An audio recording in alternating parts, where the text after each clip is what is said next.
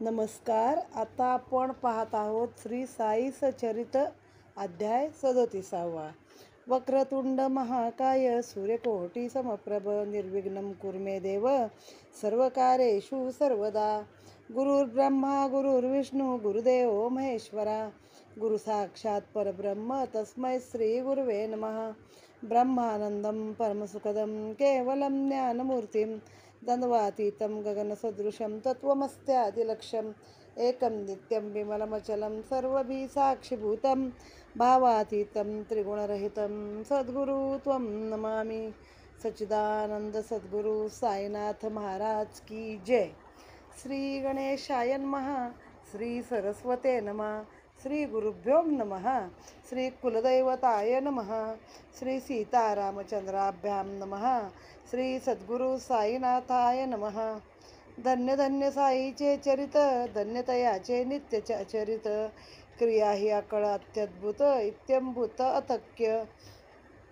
अगाध त्याचे सच्चरित धन्यतयाचे जीवनवृत्त. धन्य धन्य ते अप्रतिहत असिधारा व्रत तयाचे. कधी ब्रह्मानंदे उन्मत्त, कधी ते निजबोधे तृप्त, कधी सर्व करुणी अलिप्त ऐसी अनिश्चित ती स्थिती. कधी सर्व प्रवृत्ती शून्य, तरी तो नवे निद्रा संपन्न. निजस्वार्थी ठेवून मन सदा सावधान निजरूपी. कधी सागरासम प्रसन्न, परी तो दुरंत दुर्विघाह्य गहन. कोणा हे अगाध निरूपण यथार्थपणे करवेल. पुरुषासवे धरी बंधुता, स्त्रिया तयाच्या बहिणी माता. ब्रह्मचारी ऊर्ध्वरेता ठावा समजता सर्वदा. ऐसियाचे सत्संगती प्राप्त झाली जी मती. तीच राहो निश्चल स्थिती निधन प्राप्तीपर्यंत. उदंड व्हावी सेवा वृत्ती, चरणी जडावी अनन्य भक्ती. भगवत भाव सर्वाभूती अखंड प्रीती तन्नामी.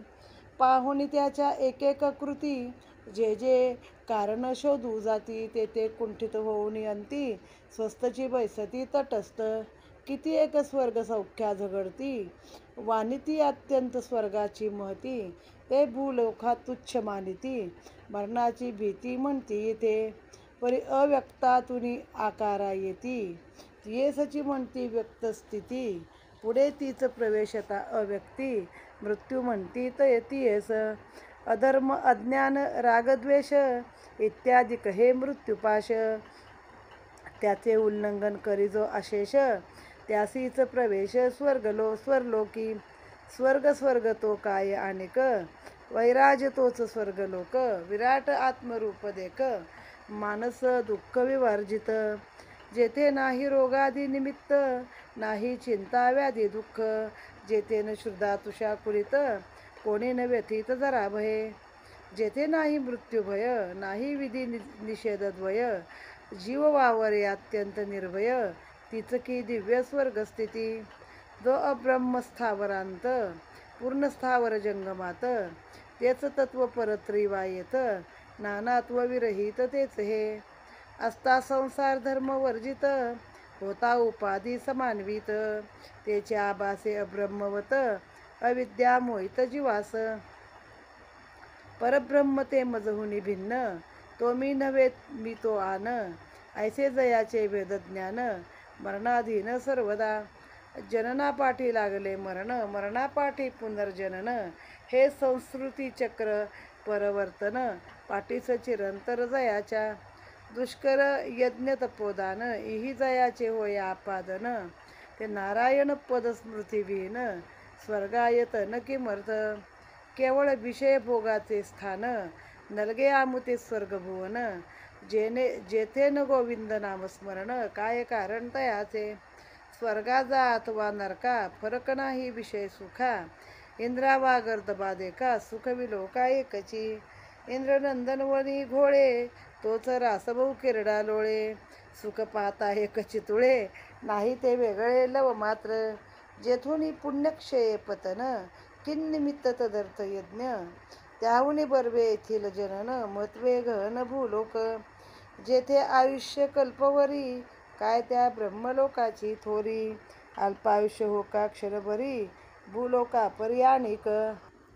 क्षणभंगूर आयुष्यपण केले कर्म एक क्षण करितो सर्व ईश्वरार्पण अभयस्थान तो पावे जेथे न भगवत भक्तजन करतीन हरी गुरुकथा वर्णन संगीत नृत्य भगवत पूजन ते काय स्थान कामाचे ब्रह्मायकत्व विज्ञान आत्यंतिक निःश्रेयस साधन तरी तो या स्वर्गाहून गहन भूलोक हे स्थान तयाचे काया वाचा मने करुण करा पंचही प्राण समर्पण निश्चयात्मक बुद्धी दिलीन हो गुरु आधीन सर्वस्वी एवं सद्गुरुसी शरण जाता भवभयाची कायसी वार्ता प्रपंचाची किबर्थ चिंता असता निवारता सर्वस्वी अविद्येचा जेथे वास तेथे पुत्र पशवादी पाश संसार चिंता अहर्निश नाही लवलेश सुविचार अविद्या सर्वा मूळ कारण उपस्थापी नानात्व विंदान आचार्यागम संस्कृत ज्ञान तदर्थ संपादन करावे होता अविद्या निवर्तन उरेन अणुमात्र नाना तत्वज्ञान चुके तयाचे जन्म मरण एकत्व विज्ञान या मूळ धरी जो अत्यल्प भेददृष्टी पडेल जन्म मरणाचे कष्टी तयास विनाश आणि सृष्टी लागली पाठी सदोदित श्रेय हाची जिचा विषय तीच ती विद्या निसंशय जिचा विषय केवळ प्रिय अविद्या नामधेय तीयस मृत्यू हेच मोठे भवभय तयापासून व्हावया निर्भय घट्ट धरा सद्गुरु चरणद्वय देईल अभ्युदय बुद्धी ते अद्वय बुद्धी ते जेथे द्वितीय अभिनविशेष तेथेच की या भयासी प्रवेश म्हणून जेथे न भय लवलेश तो निर्विशेष पदसेवा शुद्ध प्रेम मलयागर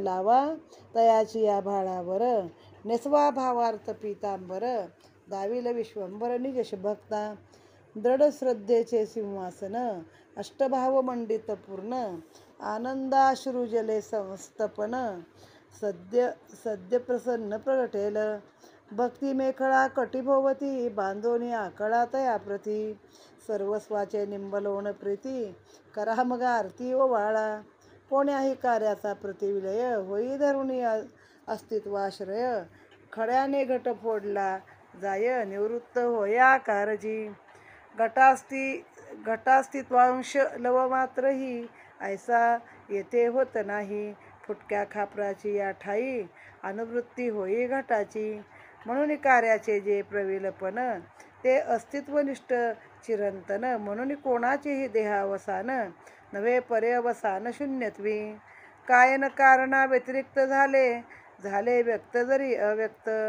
कार्यन कारणा व्यतिरिक्त झाले व्यक्त जरी अव्यक्त तरी ते सदैव सदन्वित हे तो सुप्रतीत सर्वत्र सूक्ष्मातेची या न्यूनाधिक्याची परंपरा ही दर्शवी हेची स्थूल कार्यविलयी साची सूक्ष्म कारणाची अवशिष्ट तयाचाही विलय होता त्याहूनही सूक्ष्म अवशिष्ट राहता सकलेंद्रिय मनबुद्धी ग्राहकता पावे विकलता ग्रहणार्थी तात्पर्य बुद्धी ही जेथे ठके तेथेच मूर्त अमूर्ती टाके परी त्याचा न सद्भाव झाके सन्मात्र झळके सर्वत्व बुद्धी कामास देई आश्रय म्हणून तिचा होता विलय तत्काळ होई आत्मोदय पडे अक्षय पदठाई अविद्या माया कामकर्म हेची मुख्य मृत्यूचे धर्म होता या सर्वाचा उपरम होईल उपशम बंधाचा होता सर्व बंधनाश प्रगटे आत्मा अप्रयास जैसा मेघ जाण्याचा अवकाश स्वयंप्रकाश चमके रवी शरीर मी हे तो माझे धन या नाव दृढ देहाभिमान हेची हृदय ग्रंथी निबंधन दुःखाविदेशन मायेचे जरी हा देह एकदा निमाला कर्म बीजे देहांतर लाभला ते बीज निशेष जाळावयाला चुकला की आला पुनर्जन्म पुनश्च बीजांचे वृक्ष होती वासना बीजे जे देहांतराप्रती ऐसे हे चक्र अव्याहत गती वासना निमती तोवरी कामाचा जैस मूळ विनाश तैसा हृदय ग्रंथी निरासन तेच अमर मर्त्य मनुष्य हाची उपदेश वेदांती धर्माधर्म विहित स्थिती जिये नाम विरजा वदती अविद्या काम निर्मूलन करती जेथे न लवगती मृत्यू ते वासनाचा परित्याग तोच ब्रह्मानंदाचा योग.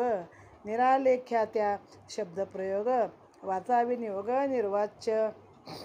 झाल्या ब्रह्मसंवित्ती तीच सकला निष्ठ निवृत्ती. तीच मनोसिप्त इष्टप्राप्ती हे श्रुती स्मृती प्रामाण्य. ब्रह्मविद्याप्नोती पर हेच ब्रह्मानंद साध्य चरम. त्याहून अन्य काय परम. तरती शोकमान्वित तरती शोकमात्मवीत संसार नवतमोमूळ पावावया परकुळ. ब्रह्मज्ञानचे उपाय निखळ साधन सकळ प्राप्तीचे. पूर्ण श्रद्धा आणि धीर हेची मूर्त उभा महेश्वर. मस्तकी नसता यत कृपाछत्र दिसेन विश्वंभर हृदयस्थ. वदले साईनाथ गुरुवर्य उद्धार ज्यांचे अमोघ वीर्य. पाहिजे निष्ठेचे अल्पस्थैर्य मद ऐश्वर्य पावाल. असन्मात्र अवघे दृश्य तो हे मानणे येते अवश्य. स्वप्नदर्शन घ्या प्रत्यक्ष सर्वही अदृश्य प्रबोधी. येथवरी बुद्धीची धाव येथवरील आत्म्याशी सद्भाव. परी येथेन सदस्ता ठाव तो तत्वभाव तो आत्मा. सदा सदादी प्रत्यावर्जित आलिंग सर्व विशेषरहित. तेच शब्द शब्दांतर वर्णित तेच सर्वगत गुरुरूप. आत्मा विशेष सर्व विशेषरहित जरा जन्म मरणातीत. हा पुराण आणि शाश्वत अपक्षय वर्जित सर्वदा. हा नित्य अज पुरातन सर्वागत कैसे गमन. अनादि आणि अविच्छिन्न वृद्धी शून्य अविक्रय. जे अशब्द आणि अरूप अनंतादी अनादि मूप. अव्यय अगंध वर्ष अलेप कवना ते स्वरूप वर्णवेल. परिदिसेना ऐसिया निर्गुणा ज्ञानतपणे जरी नेना. ज्ञाने दवडा हा अज्ञानपणा कधीही न म्हणा शून्यतया. काय ती परमहंस स्थिती श्री साईची निज संपत्ती. काळे चोरले हातोहाती दिसेल मागुती ती काय. धनसूत दारासक्त भक्त राहू द्या की त्यांची मात. दर्शना येत योगी विरक्त राहत आसक्त पदकमळी. काम कर्म बंध विमुक्त सर्वपणा विनिर्मुक्त. देह गेहादिक विरक्त जगितो भक्त एकदन्य. साई दयाचा दृष्टी विषय तया वस्तवंतर दिसेल काय. दृश्य मात्री साई शिवाय रिकामा ठाय दिसेना. वदनी श्री साईचे नाम हृदयी श्री साईचे प्रेम. तया नित्य आरामक्षेम रक्षी स्वयंमेव त्या साई.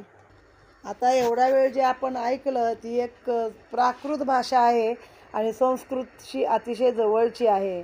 आणि त्यामध्ये श्रुती स्मृती वेद यातले दृष्टांत दिलेले आहेत जे बऱ्याच वेळा वाचणाऱ्याच्या डोक्यावरून जातात ऐकणाऱ्याच्याही डोक्यावरून जातात. आणि काही काही गोष्टी मला पण संदर्भ लागत नाही तरी बऱ्यापैकी जो संदर्भ लागतो आणि ज्यातून हे काही आता मला ज्ञान एवढ्या ज्या ओव्या वाचल्या त्यामधून काही घडले ते मी तुम्हाला थोडंसं मराठीमधून सांगते. अध्यायाच्या सुरुवातीला गणपती सरस्वती सद्गुरू कुलदेवता सीता रामचंद्र आणि सद्गुरू साईनाथ यांना नमन करून अध्यायाला सुरुवात केलेली आहे. माता धन्य जयाचे जीवनव्रत ज्यानं साई सच्चरित म्हणजे आचरलं पाहिजे त्यांचं जीवन हे धन्य झालेलं आहे. मग साई कसे होते. पुरुषांशी बंधुता राखून होते. स्त्रियांना माता बहिणी मानत होते आणि सगळ्यांचं सत्संग सेवावृत्ती सगळ्यांच्या हातून घडू दे. आता काही लोक म्हणतील काय पृथ्वीवरती भय असतं मृत्यूचं आम्हाला स्वर्गाचं सुखच मिळालं पाहिजे किंवा तो विचार करतात. मग मृत्यू म्हणजे तरी काय हो. व्यक्त आणि अव्यक्त. आपण कोण होतो आपल्याला माहिती का. जन्माला येण्याच्या आधी तू कोण आहे तू कुठून आलास. मग इथल्याच माया मोह ममता नाती बंधन स्वार्थ पैसा संपत्ती या सगळ्यात तुझा जीव अडकून गेला. मग जिथून आलास तिथून तू परत गेलास याचा अर्थ तू नाही आहेस का. तर तू आहेस. फक्त शून्य अशून्यत्व शून्यत्व असं आहे. ब्रह्म कसं आहे ज्याला आकार उकार वास स्वरूप काही नाही असं ब्रह्म सगळ्या ब्रह्मांडात भरलेलं आहे. हेच द्वैत आणि अद्वैत. आपण स्वतःला त्यापेक्षा वेगळं समजायचं नाही. आपण वेगळं समजलं की अद्वैत सुरू होतं आणि मी म्हणजे ब्रह्म आहे अहम ब्रह्मस्मी असा विचार केला तर मी द्वैत होतं त्याच्यामध्ये. मग तिथे मरणाची भीती राहत नाही. आता हे जन्ममरणाचा फेरा हा मागच लागलेला आहे ना. शंकराचार्यांनी सांगितले, पुनरपि जननम पुनरपि मरणम जननी जठरी जयने शयनम भज गोविंदम भज गोविंदम भज गोविंदम मूढमते. म्हणजे हे मूढ माणसा, हे जन्म मरण चालूच आहे. पुन्हा जन्म, पुन्हा मरण, पुन्हा आईच्या जठरात जायचं, पुन्हा बाहेर यायचं. कोहम कोहम सोहम सोहम हे सगळं ऐकत करत तुमचं हे आयुष्य चाललं आहे. तर याच्यासाठी काय केलं पाहिजे? भज गोविंदम, गोविंदाचं भजन कर, गोविंदाचं स्मरण कर.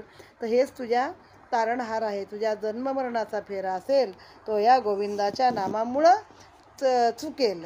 आता त्यांनी एक हे छान दिलंय उदाहरण, की इंद्र काय आणि गाढव काय, दोघांचं सुख कुठलं आहे? गाढव याच्यामध्ये लोळतो, उकरड्यात लोळतो, आणि इंद्र आपल्या नंदनवनात लोळतो.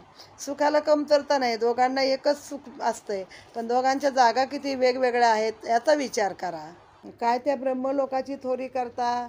पृथ्वीवर जरी क्षणभंगूर आयुष्य असेल तरी त्या आयुष्यामध्ये तुम्ही तुमच्याकडे जे काही आहे ते सगळं ईश्वरचरणी अर्पण केलं. जिथं हरिकथा नाही, गुरुचं काही वर्णन नाही, अशा ठिकाणी काही श्रेयत्व नाहीच. मग तुम्हाला तो फेरा चुकलेलाच नाही, कारण तुम्ही प्रपंचातून सुटलेलाच नाहीत, असं त्यांनी सांगितलेलं आहे. हे सगळं कोण करते? अविद्या करते. अविद्या म्हणजे काय? माया, मोह, ममता, हे सगळं तुमचं सुटलेलंच नसतं. श्रेय आणि प्रेय, श्रेय म्हणजे विद्या, प्रेय म्हणजे अविद्या. तर हे त्यातनं बाहेरच तुम्ही आलेलं नसतात, म्हणून तुम्हाला मरणाचं भय वाटतं. घ्या ना, तुमचा जो सद्गुरू आहे किंवा तुमचं जे दैवत आहे त्याला शुद्ध प्रेमाचं चंदन लावा बाळावरती. मलयगिरीचा चंदन गंधित धूप तुला दाविला.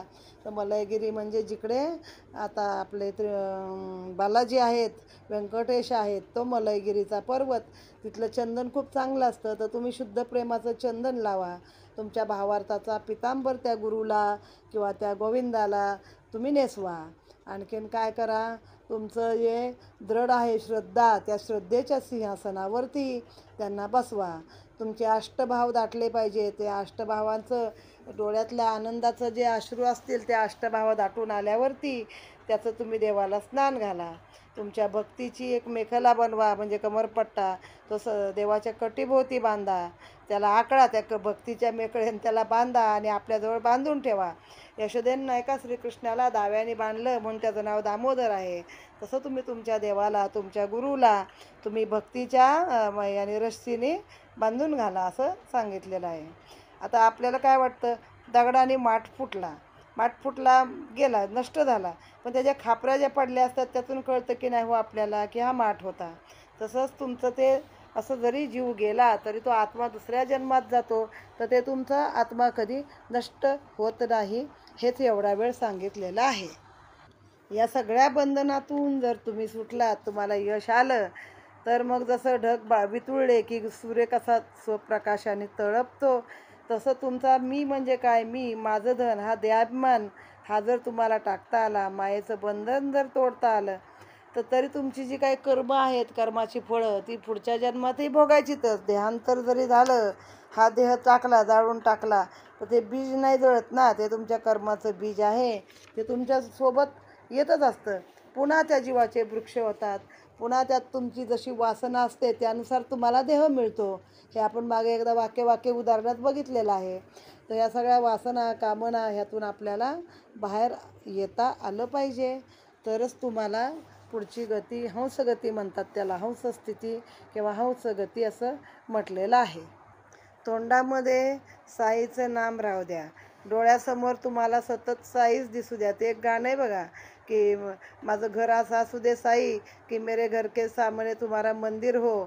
तसं तुम्हाला हृदयात सतत साई दिसू द्या, तर ते तुमचं रक्षण करत असतात. ऐकताना पण साईंचं नाव ऐका, घ्राणी पण साई परिमळ, असंच रसना पागळत, म्हणजे रसना म्हणजे जिव्हा, त्यातनं काय म्हणजे आपली पंचेंद्रिय आहेत, त्या सगळ्या पंचेंद्रियात फक्त साई व्यापला पाहिजे. सुखाचे जे सोली व सुख, काय साईचे सुहास्य मुख, धन्य भाग्याचा तो देख, जेने शब्द पिऊक सेविले, कल्याणाचे निधान, सुखशांतीचे जन्मस्थान, सद्विवेक वैराग्यवान, सदा सावधान अंतरी, गोरसेसी वत्स घाले, तरी न मायेपासून हाले, तैसे मन पाहिजे बांधले, दावणे दावले गुरुपायी. दूध काढायसाठी ते आधी गाईच्या ठाणाला वासरू लावतात, पण नंतर ते आईपासून हालायला बघत नाही, त्याला ओढून बाजूला बांधावं लागतं. तसं तुमचं मन गुरुचरणी लागलं, दावणीला बांधून घातलं पाहिजे तुम्ही. वावया गुरुकृपानुराग, वंदा तत्पद कमल परागा. केली हित बोध जागा, अनुभव घ्या पदोपदी. यथेच्छ रमता इंद्रियार्थी, अंतरे ठेवा साई प्रीती. त्वची कामा येईल अंती, स्वार्थी परमार्थी उभयत्र. तरी जर तुमच्या इंद्रिय सुखात तुम्ही रमला असलात, तरी मनात मात्र साई ठेवा, तर शेवटी अंताला तोच तुमच्या कामाला येणार आहे. मंत्रसिद्ध मांत्रिक अंजन, दावी पायाळूस भूमिगत धन. तैसे गुरुपद रज धूसर नयन, ज्ञान विज्ञान पावती. सिद्धांची जी जी लक्षणे, साधकाची ती ती साधने. साध्य करा या दीर्घ प्रयत्ने, अभ्यास सुज्ञे करावा. दुग्धापोटी आहे घृत, परिण करता ते आम्लयुत. तक्र ना नवनीत, ते अपेक्षित संस्कारा. तक्र घुसळल्या विरहित, प्राप्त होईना नवनीत. ते न करता अग्निसंयुक्त, स्वादिष्ट घृत लाभेना. पाहिजे संस्कार बलवत्तता, पूर्वाभ्यासे बुद्धिमत्ता. अभ्यासाविन न चित्तशुद्धता, तिजविन दुर्गमता ज्ञानास. वावी निर्मळ चित्तवृत्ती, तरीच होईल आत्मप्रीती. हातान ये जोजी स्वरूपस्थिती, भगवत भक्ती सोडू नये. लागे भगवत भक्तीचा पाया, मंदिर आत्मज्ञानाचे उठाया. चारी मुक्तीचे कळस झळकाया, ध्वजा फडकाया विरक्तीची. रात्रंदिन कर्दमी लोळती, श्वान सुकरे विष्टा भक्षिती. विषय भोगती भोगिती, हीच का महती नरदेही. होय जेने चित्तशुद्धी, जेने अखंड ब्रह्मसिद्धी. ते स्वधर्माचरण आदी, तपये साधी नरदेहे. मग आता काय सांगितलं की मंत्रसिद्ध मांत्रिक जे असतात, ते एखादं काय डोळ्यात अंजन घातलं, मंत्राने सिद्ध केलं की पायाळूला भूमीतलं धन दिसतं. तसं गुरुचरणाचं माती आपल्या कपाळी लावली तर आपल्याला ज्ञानाचं भांडार मिळेल. पण काय आहे, प्रत्येक गोष्टीला साधना करायची आहे. दुधाच्या पोटामध्ये तूप आहे आपल्याला माहिती आहे, पण ते असं दूध हलवून मिळतं का? हो नाही. मग दुधाचं दही केलं पाहिजे, दह्याचं ताक केलं पाहिजे. ते ताक हलवल्यावरतीच लोणी येणार. ते लोणी अग्नीवरती वितळवलं पाहिजे, तेव्हा तुम्हाला चांगलं स्वादिष्ट तूप मिळतं. म्हणजे जेव्हा इतके संस्कार तुम्ही स्वतःवर कराल, तेव्हा तुम्हाला त्यातनं श्री गुरुचरणी तुमचं मन कायमचं लीन होतं. त्यासाठी संस्कार पाहिजेत तुमच्याकडे. भगवत भक्तीचा पाया तुमच्या मनात रचला पाहिजे. नाहीतर रात्रंदिवस चिखलात लोळणारे कुत्री डुक्कर विष्टा बक्षितात, घाण करतात. डोक्यात फक्त काय असतं, त्यांना काय कळतं? प्राण्यांना फक्त भूक कळते आणि समागम कळतो त्यांना. भूक, भय आणि मैथून या तीनच गोष्टी जनावरांना कळतात. नरदेह त्यासाठी आहे का हो? नरदेहाला जे देवानं पुढची इंद्रिय दिली आहेत, बुद्धी दिली आहे, समजण्याची वृत्ती दिली आहे, भाषा दिली आहे, तर तुमचा परमेश्वरानं तुम्हाला नरदेह का दिला आहे? तर यातून तुम्ही तुमच्या ह्या देहाचं काहीतरी कल्याण केलं पाहिजे. आता काय पुण्याईचा नरदेह, संचयो की पुन्हा पावसी नरदेहो. एवढं काय तुझं पुण्य आहे की तुला पुन्हा पुन्हा माणसाचा जन्म मिळणार आहे. मिळालेल्या जन्मामध्येच तुझं तू कल्याण करून घे. साधुसेवा जेणे होय चित्तशुद्धी, जेणे अखंड ब्रह्मसिद्धी. ते स्वधर्माचरण आदी, तपये साधी नरदेहे. साधुसेवा मुक्तीचे घर, स्त्रैण संग नरकद्वार. हे पूज्य वृद्ध उज्जन उद्धार, विचारार्ह सर्वथा. सदा सदाचार संपन्न, देहनिर्वाहापुरते अन्न. ग्रहदारादी स्पृहाशून्य, ऐसे तो धन्य तो साधू. जे जे अनिमेष चिंतिती साई, प्रचितीची पहा नवलाई. स्वये साई तयास ध्यायी, होऊन उतराई तयाचा. धन्य नामस्मरण महती, गुरुही भक्त स्मरण करती. ध्याता प्रवेशे ध्येय स्थिती, पूर्ण विस्मृती परस्परा. तुम्ही जाणा तुमची करणी, मज तो अहर्निश तुमची गोकणी. ऐशी बाबांची प्रेमळ वाणी, असेल स्मरणे बहुतांच्या. जसं भक्त देवाचं नामस्मरण करतो किंवा गुरूंचं करतो, तसे गुरु पण आपल्या भक्ताचं स्मरण करत असतात. मग ते म्हणतात तुम्ही तुमची करणी, पण मला मात्र तुमची घोकणी, तुमची काळजी मला अहोरात्र पडलेली असते, असं ते भक्तांना कळतं, अनुभव येतो त्याचा. नलगे आम्हा ज्ञानकथा, पुरे हा एक साईचा गाथा. किती पापे असोत माता, संकटी त्राता हा आम्हा. जरी न करविती पारायणे, तरी यातील गुरुभक्ती प्रकरणे. श्रोता की जे हृदय भरणे, नित्य श्रवणे नेमाने. दिवसाच्या कोणत्याही प्रहरी, वाचील जरी नित्य हे चरित्र जरी. निज गुरु राजस श्रीहरी, भेटेल निर्धारी भाविका. अखंड लक्ष्मी नांदेल घरी, वाचतील जे निरंतरी. निदान तो एक सप्ताह करी, दारिद्र्य दूरी तयाचे.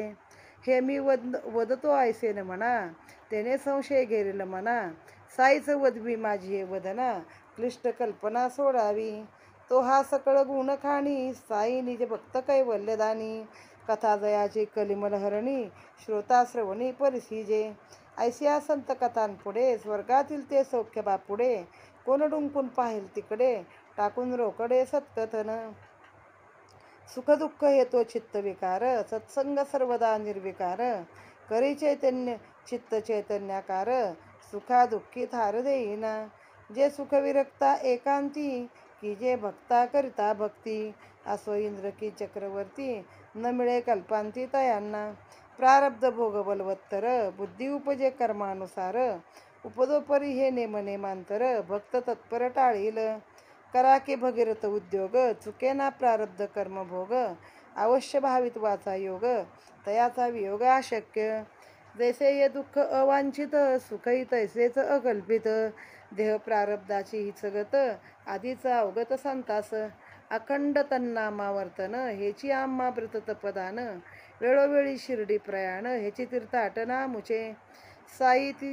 साई साई नामस्मरण, याच मंत्राचे अनुष्ठान. हेच ध्यान हेच पुरश्चरण, अनन्य शरण जा भावे.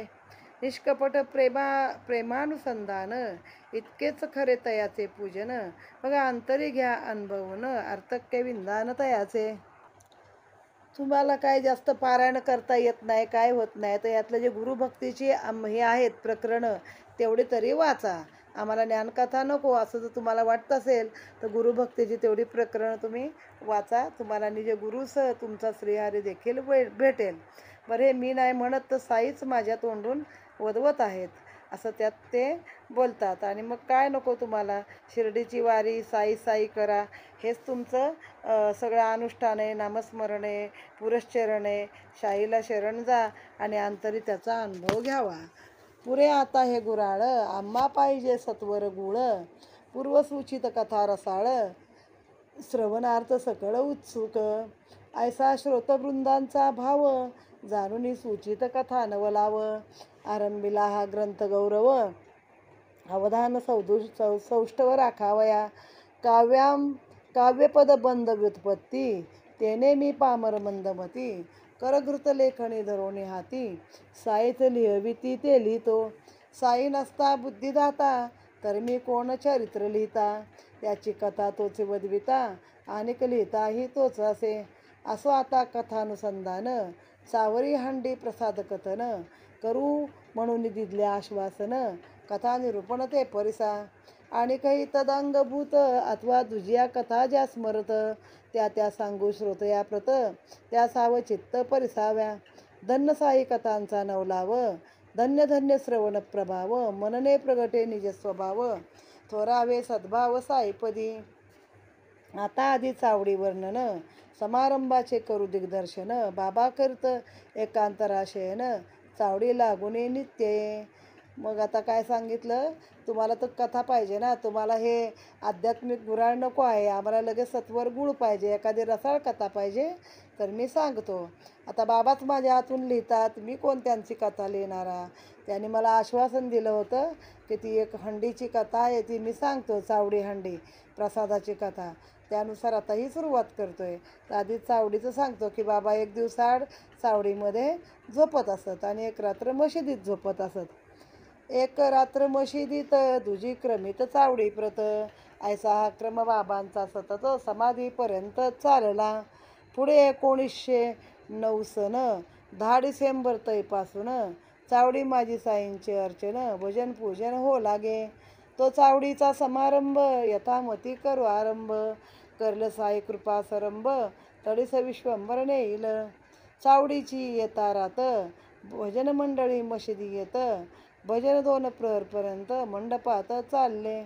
मागे रथ शोभायमान, दक्षिणांगी तुलसी वृंदावन. सन्मुख बाबा स्थानापन्न, मध्ये भक्तजन भजनार्थी.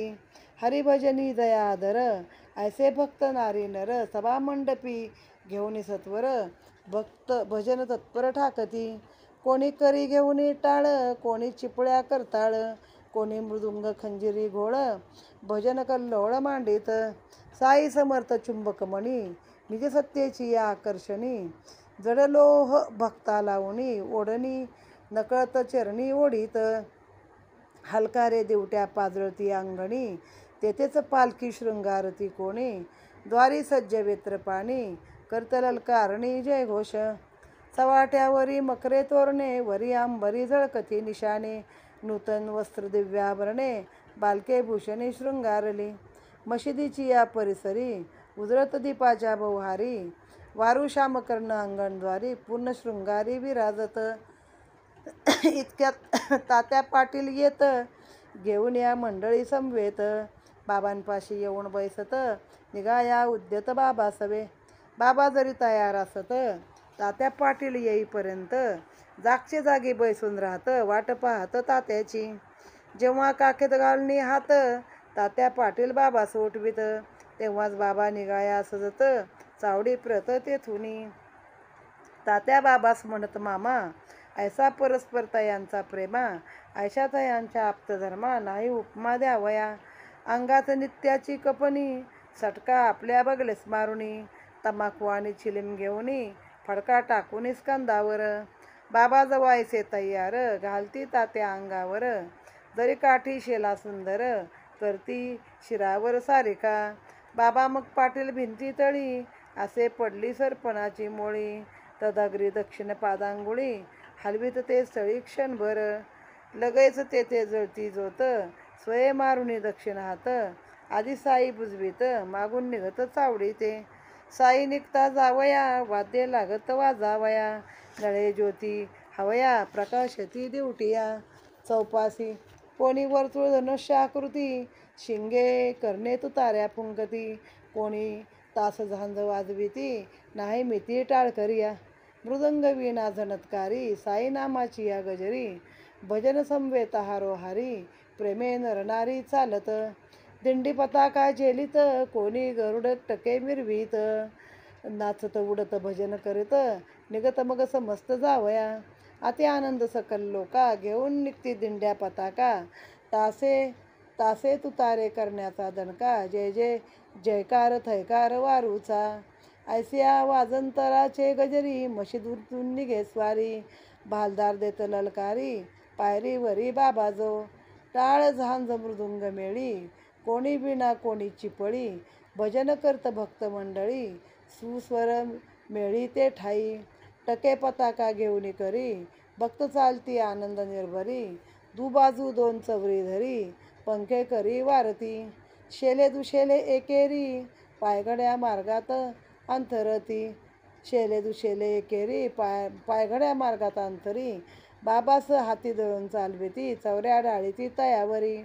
तात्याचा वाम हस्त धरी, माळसापती दक्षिण करी. बापूसाहेब छत्रशिरी, चालली स्वारी चावडीसी. आगाडी तो घोडा तामवर्ण, नामदयाचे श्यामकर्ण. घुंगुरे झणकारिती चरण, सर्वाभरण मंडित जो. वेत्रपाणी पुढे चालत, साई नामाचा ललकार करीत. छत्रधारी छत्र धरीत, चौऱ्या वारीत चवरधर. ताशे वाजंत्रे वाजत, भक्त जय जयकारे गरजत.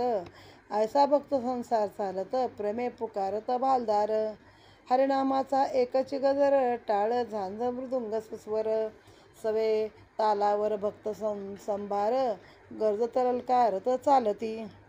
आता इथून पुढं ना, बाबा जेव्हा मशिदीवरून चावडीवर जात असत, तेव्हाच जी त्यांची वरात निघायची, एक प्रकारे मिरवणूक निघायची, ती कशी सुंदर आहे त्याचं वर्णन केलेलं आहे. की जेव्हा आता बाबांचा चावडीला जायचा दिवस यायचा, तेव्हा भजनकरी आधीच मशिदीमध्ये जमा व्हायचे. म्हणजे बाबांच्या समाधीपर्यंत हे सगळं चाललेलं होतं. तिथं मंडळी मशिदीला येत, भजन चाललं 2 प्रहर. मग रथ केलेला असे एक तयार, बाजूला तुळशी वृंदावन घेतलेलं असे कुणी. आता बाबा सन्मुख स्थानापन्न झालेत. मग भजन आरती तिथं आले, हरिभजनी सादर. असे भक्त नारी नर सगळे सभामंडपात येऊन थांबलेले असत.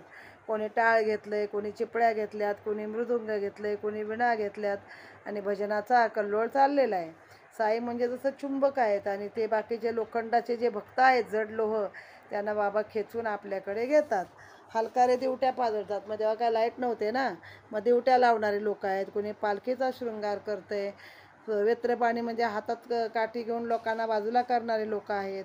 कोणी बाबांचा जय जयकार करतं, ललकार करतं आणि असं सगळं मशिदीच्या परिसरामध्ये चालू आहेत. कोणी तोरणं लावतंय, कोणी पताका लावतंय. लोक नवीन कपडे बिपडे घालून येतात दर दिवसाआड. मुलांना छान छान कपडे देतात. असं मशिदीच्या परिसरात सगळे दिवे बिवे भरपूर लावतात. आणि बाबांचा वारू श्यामकर्ण, तो खरा तांबूस रंगाचा आहे, पण त्याचं नाव श्यामकर्ण. त्याला पूर्ण शृंगार करून घेत त्याचा. मग तात्या कोते पाटील येत. तात्या पाटील आल्याशिवाय बाबा जागचे उठणारच नाही. मग तात्या आल्यावर बाबांच्या काकोटीत हात घालून बाबांना उठवायचे. मग ते एका बाजूला माळसापती, एका बाजूला तात्या, आणि अशी ती मिरवणूक चालायची. बाबा एक फडका आपल्या खांद्यावर टाकायचे, एका हातात तो त्यांचा सोटा किंवा मोठा दंडका घ्यायचे. तंबाखू चिलीम असं घेऊन बाबा तयार झाले की मग तात्या त्यांच्या अंगावर जरीकाठी असा सुंदर शेला टाकत असत.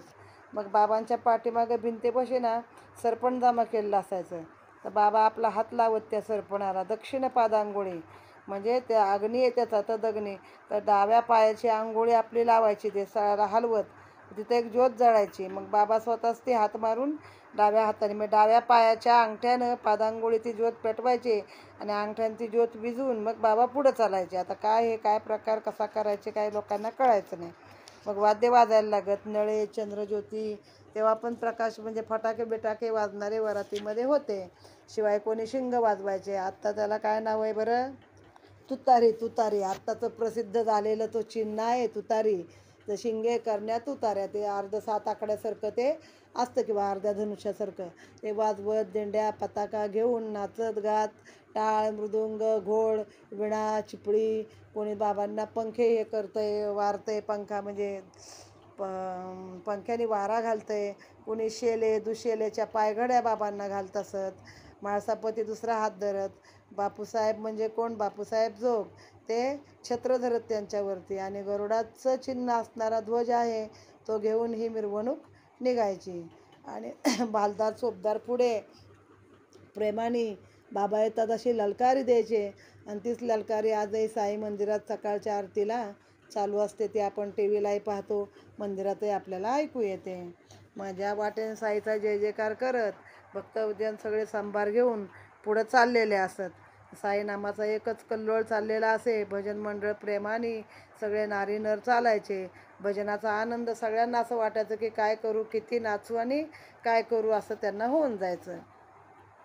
गगनगर्जे वाजंतरी, प्रेक्षक समुदाय प्रसन्नांतरी, ऐसी प्रेक्षणीय चावडीची स्वारी, शोभा साजिरी अनुपम्य.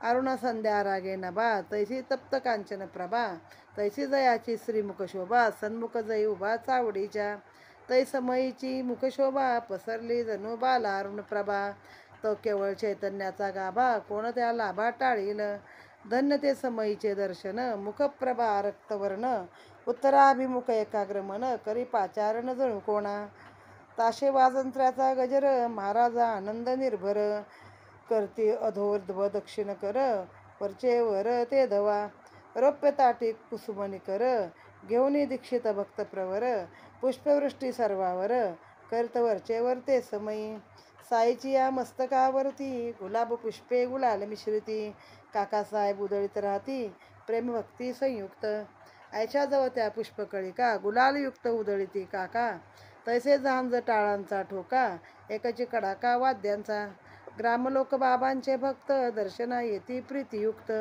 मुखाची अरुण रक्त, अभिनव सुव्यक्त ते वेळी, पाहुणी तो तेजे विलास, प्रेक्षक नेत्र पावती विकास, प्रेमळ मना होई उल्हास, भवसायास निवृत्ती, आहा ते दिव्य तेज अद्भुत, शोभे जैसा बाल भास्वत, सन्मुख ताशे कहाळा गरजत, उभे राहत बहुसाल, म्हणजे असे वाजत गाजत बाबा जेव्हा चावडीला यायचे आणि तेव्हा कसं असायचं, सूर्य हे करायची वेळ आलेली असायची.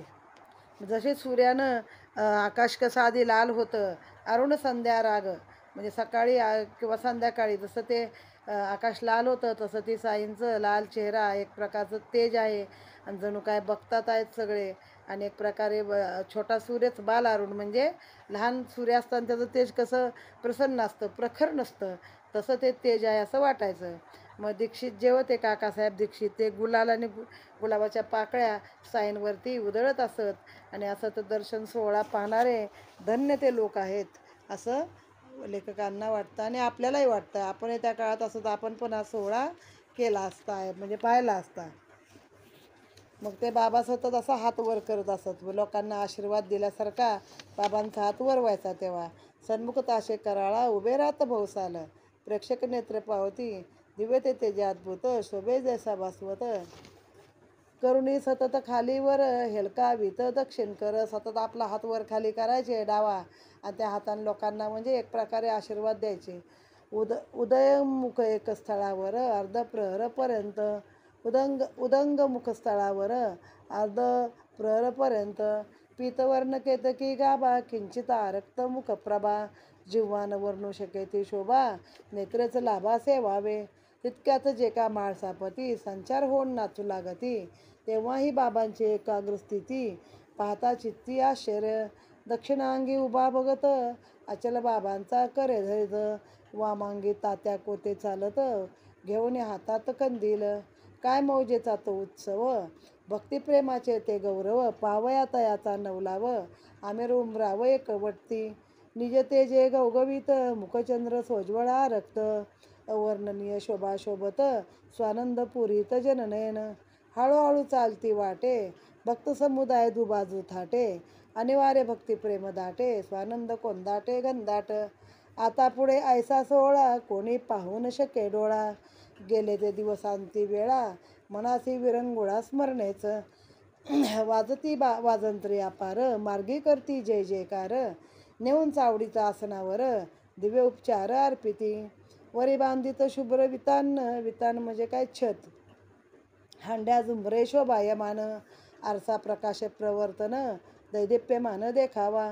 भक्तमंडळी सर्व मिळून चावडी ते जाती जमून, तात्या बा मग घालते आसन, बाबास धरून बैसवीत, ऐसे ते तयार वरासन, पाठीसी लोडाचे ओठंगण, बाबा होताच स्थानपण, अंगरखा प्रदान करवीत, घालत अंगावर दिव्यांबरे, पूजा करुणी हर्ष निर्भरे, करती आरत्या महागजरे, हार तुरे चढवीत, सुगंध चंदन चर्चून, कर्त साईसी करोद्वर्तन, उंची वस्त्र अलंकारून, मुकुट घालू पाहत, कधी सुवर्ण मुकुट साजिरा, कधी शिरपेची मंदिल गैरा, झळके जयावरी कलगी तुरा, कंठी हिरा माणिके, धवल मुक्ता फळाच्या माळा, घालती मग तयांच्या गळा, दिवाबत्तीच्या योगे झाडाळा, तेने आगळा पेराव, सुगंध कस्तुरी रचित काळी, उर्वरेषा रे किती निडळी, कृष्ण तिलक लावती भाळी, वैष्णव कुळा जेणे परी, तो जांभळा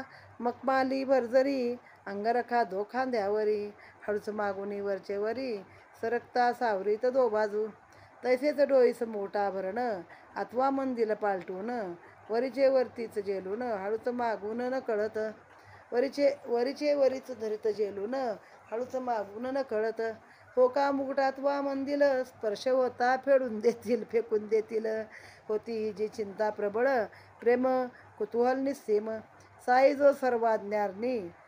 जो सर्वार्थ ज्ञानी, तो काय नेणे भक्ताची छपवणी, परितयाचे कौतुक पाहुणी, बुद्ध्याची जाणुनी मौन धरी, ब्रह्मानुभवे विराजमान, तयास भरजरी अंगरखा भूषण, निज शांतीने शोभायमान, तया अलंकारण मुकुटाचे, तरच नाना परीचे सुरुचिर, बाबाच घालते अलंकार, कपाळी टिळक मनोहर, रेखिती केशर मिश्रित, हिरे मोतियाच्या माळा, कोणी तेथे घालते गळा, कोणी ललाटी लावती टिळा, चालवी लीला भक्ताच्या, शृंगार जेव्हा चढती समस्त, मस्तकी जे मुकुट विराजित, मुक्ताहार कंठी झळकत, दिसे अति अद्भुत ते शोभा, नानासाहेब निमोणकर धरित बाबावर छत्र पांडूर, काठी सवेते वर्तुळाकार, फिरे झालर समवेत, बापूसाहेब अति प्रीती गुरुचरण प्रक्षाळती अर्धे पाद्यादी भावे अर्पिती पूजा करती यथोचित. काय सुंदर वर्णन तेव्हाचं केलेलं आहे सगळं.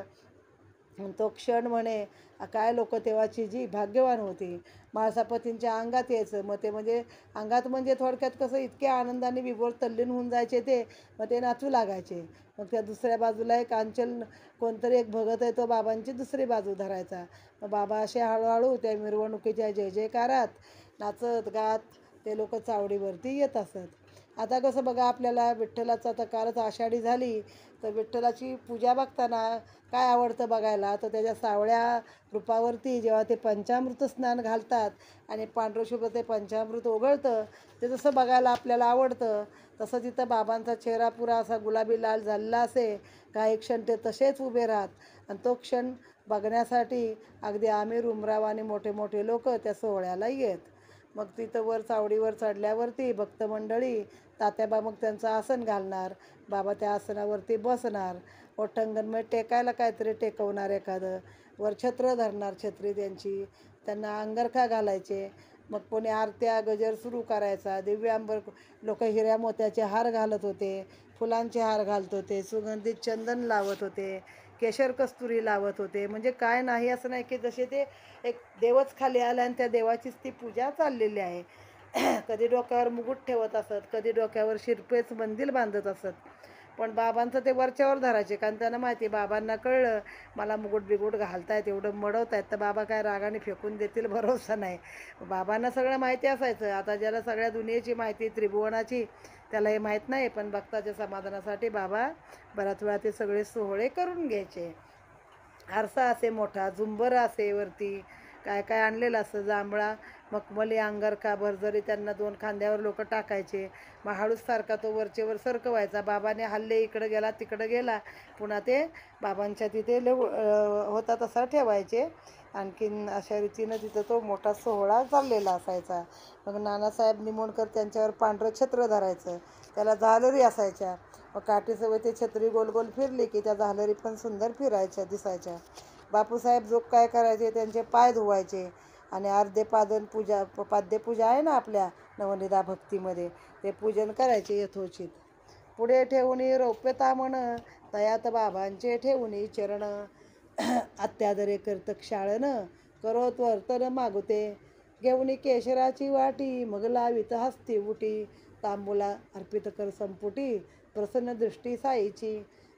बाबाजवळ गादीस बैसत तात्याबादी उभे ठाकत हाती धरुणी बाबा बैसवीत आदरे नमित तच्चरणा. निर्मळ चावडी भूमिका शुद्ध गोटे व आणि स्फटिकबद्ध मिळणी मिळाली या बालवृद्ध प्रेमे निबद्ध श्रीपदी. होता गादीवर विराजमान बसता तक्क्यास टेकून चौरी चामर आंदोलन विजिती व्यजन दो बाजू. माधवराव तमाकू चुरीती चिलीम तत्काळ तयार करती देती तात्याबाचे हाती तात्याबा फुंकिती आरंभी. तमाकूची ज्वाला निघता तात्याबा देत बाबांचे हाता बाबांचा प्रथम झुरका संपता मग ती बघता सार्पित. मग ती चिलीम संपेतोवर इकडून तिकडे वर तुळाकार बघत श्यामा तात्याबरोबर वरचे वर भ्रमतसे.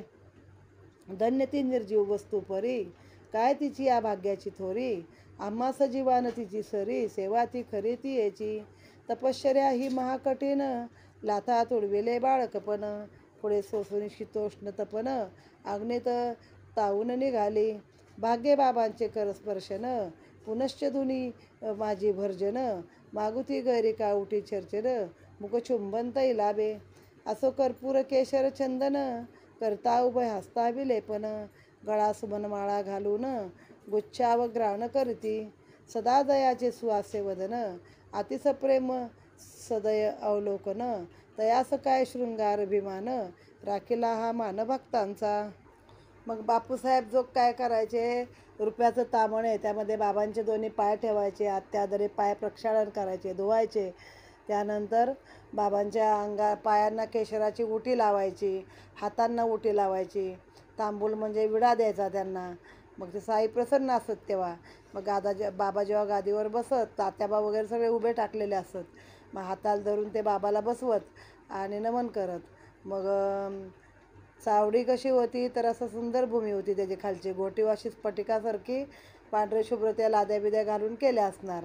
आबालवृद्ध तिथं जमायचे, चावडीवर विराजमान व्हायचे आणि हा सोहळा सगळा बघायचे. मग माधवराव काय करायचे, तंबाखू चुरायची, ते चिलीम तत्काळ तयार करायची. मग ती विस्तू लावून तात्याबाच्या हाती द्यायची. मग पहिली फुंक तात्याने मारायची. मग तात्या तर तेव्हा कुष्ठरोगी होते बघा तात्या, पण बाबांनी ज्याला जवळ केलं त्याला कोणी लांब करत नव्हतं. मग तात्याबानंतर ती तंबाखूची ज्वाळा निघाली, त्यात आग पेटली की बाबांना देत. मग बाबा एकच झुरका घ्यायचे आणि त्या भक्ताला द्यायचे. मग त्या भक्ताकडनं ती चिलीम तात्या, श्यामा अशी सगळ्यांकडं वरचेवर फिरायची.